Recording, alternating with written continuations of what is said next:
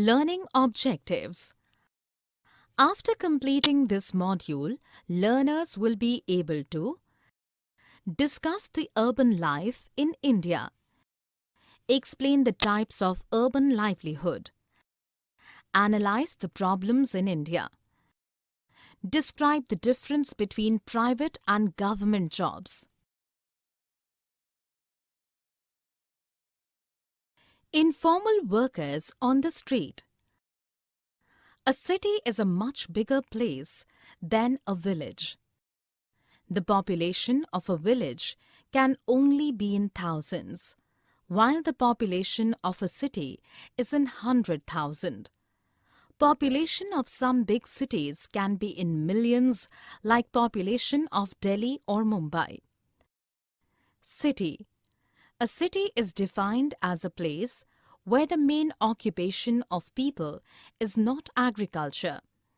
A city usually depends on villages for farm produce.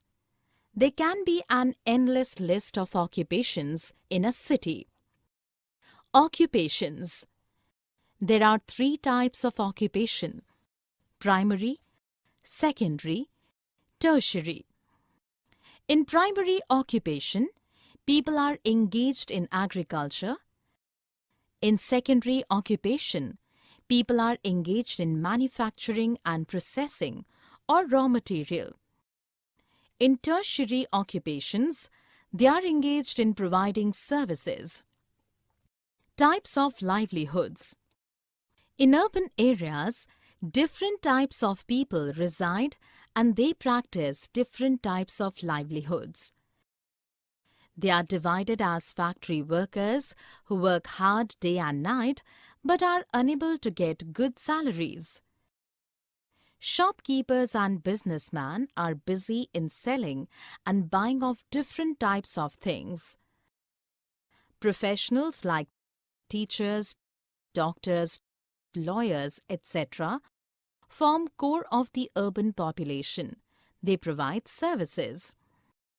There are some urban people who practice other occupations like vegetable vendors, domestic servants, garments traders, etc. Informal workers on the street. We came across variety of street vendors in a city. Vendors selling newspapers and people working as auto rickshaw drivers, cobblers and roadside barber. They work on their own. No one has employed them or organized them. Their shops and enterprises are usually temporary structures. The government is looking to modify the law that bans street vendors because it is right of people to earn their livelihood. Types of livelihood. Daily wage earner. The number of daily wage earners is even higher. Most of the people who do not have any skill have to work as daily wage earners. In many cities, we will find a labor chock. This is the area where laborers converge early in the morning. They are willing to do any kind of work. They may help a mason at construction site. They may load and unload a truck. They may opt for some cleaning job or some digging job. Most of the daily wage earners fail to find work on most of the days. Almost all the daily wage earners are migrants. That is, they have come from far-flung areas in search of jobs. Shopkeepers. Most of the shops are owned by individuals. In case of a small shop, the owner and his family members do most of the tasks. In case of big shops, there are employees. Vendors. People who do not have a permanent shop are called vendors. They either use a pushcart or spread their wares on the pavement. Vendors also create a nuisance by blocking footpaths and roads. This results in problems of pedestrians and vehicles.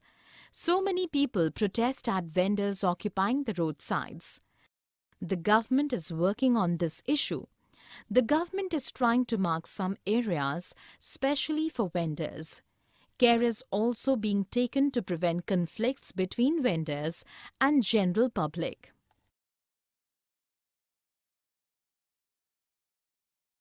Private and government jobs.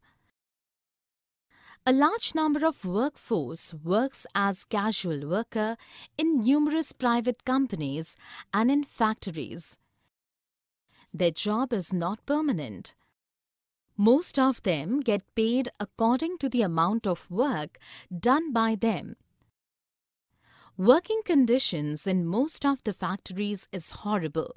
There is space crunch, low lighting, and poor ventilation in such factories. The wages are very low.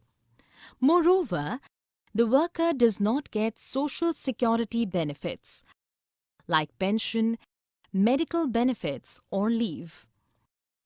Government servants. People who work for the government are called government servants.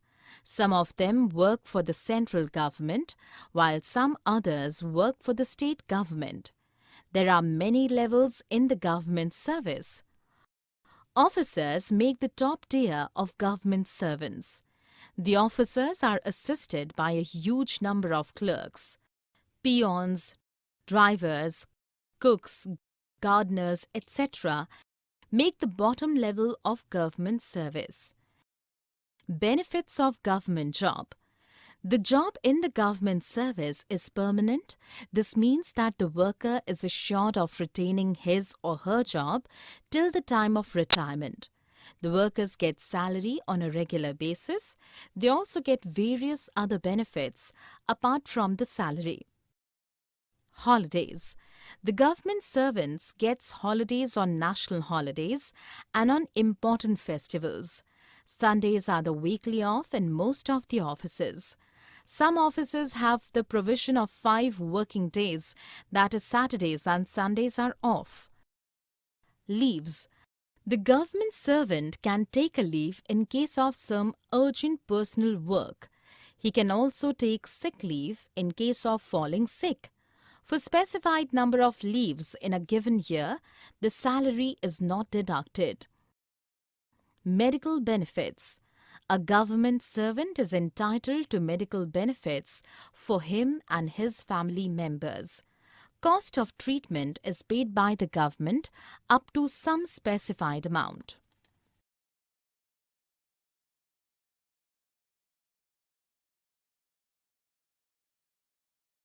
Summary. Let us summarize what we have learned. A city is a much bigger place than a village. The population of a village can only be in thousands, while the population of a city is in 100,000. Population of some big cities can be in millions, like population of Delhi or Mumbai. The job in the government service is permanent. This means that the worker is assured of retaining his or her job till the time of retirement. The workers get salary on a regular basis. People who work as permanent workers, either for the government or for private companies, usually get good salary and secure job. But casual workers do not get such facilities. People who do not have a permanent shop are called vendors. They either use a push cart or spread their wares on the pavement. But a vendor's life can be very difficult. Most